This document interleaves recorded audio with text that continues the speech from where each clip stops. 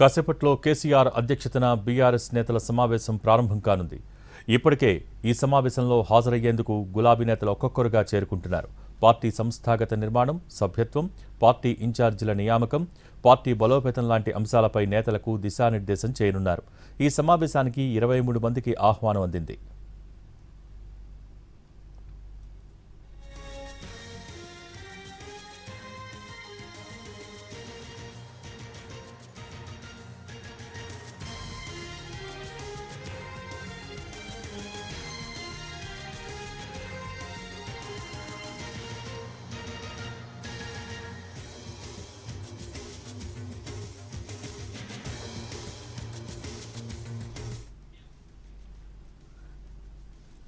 కేసీఆర్ అధ్యక్షతన బీఆర్ఎస్ నేతలు సమావేశమయ్యారు. ఈ సమావేశంలో హాజరయ్యేందుకు గులాబీ నేతలు ఇప్పటికే చేరుకున్నారు. పార్టీ సంస్థాగత నిర్మాణం, సభ్యత్వం, పార్టీ ఇన్ఛార్జీల నియామకం, పార్టీ బలోపేతం లాంటి అంశాలపై నేతలకు దిశానిర్దేశం చేయనున్నారు. దీనికి సంబంధించి మోర్ అప్డేట్స్ మా ప్రతినిధి సతీష్ అందించేందుకు సిద్ధంగా ఉన్నారు. సతీష్, చాలా కీలకమైనటువంటి సమావేశం ఎర్రవెల్లిలోని కేసీఆర్ నివాసంలో ప్రారంభమైంది. బీఆర్ఎస్ పార్టీకి సంబంధించినటువంటి సభ్యత్వంతో పాటుగా పార్టీ సంస్థాగత నిర్మాణం కోసం మొదటిసారి ఆ సమావేశం నిర్వహిస్తున్నారు.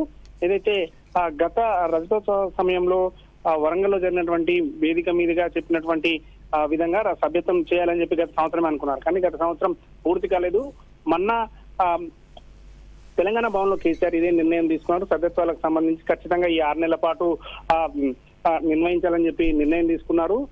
సంస్థాగతంగా తీసుకున్నటువంటి పార్టీని బలోపేతం చేసేందుకు సభ్యత్వ నమోదులకు చాలా కీలకమైనటువంటి మరో నిర్ణయం. ప్రతి నియోజకవర్గానికి కూడా ఉన్నటువంటి ఇన్ఛార్జీలు ఎమ్మెల్యేలు కాకుండా రాష్ట్ర కార్యవర్గం నుంచి ఇన్ఛార్జీలు నియమించడం కోసం ప్లాన్ చేస్తున్నారు. అంటే అక్కడ ఉన్నటువంటి ఇన్ఛార్జీలు ఎమ్మెల్యేలకు సంబంధం లేకుండా డైరెక్ట్ గా రాష్ట్ర పార్టీ నుంచి ఇక్కడ నుంచి పంపించడం ద్వారా ఏదైతే సభ్యత్వాలకు సంబంధించి కావచ్చు మిగతా వాళ్ళందరినీ కోఆర్డినేట్ చేసుకునే విధంగా ఉంటుందని చేయబోతున్నారు. దానికి సంబంధించి ఈ రోజు కొద్దిసేపటి క్రితం సమావేశం స్టార్ట్ అయింది.